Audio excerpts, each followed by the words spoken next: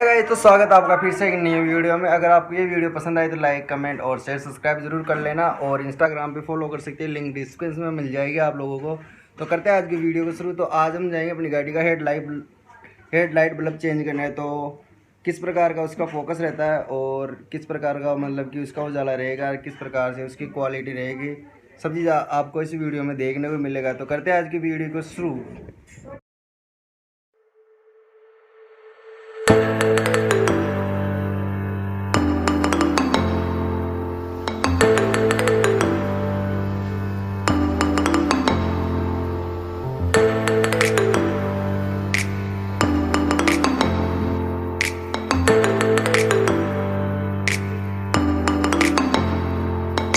तो गाइस इसके कनेक्शन भी देख लेते हैं कि किस प्रकार इनके कनेक्शन हुए हैं। तो इसके कनेक्शन भी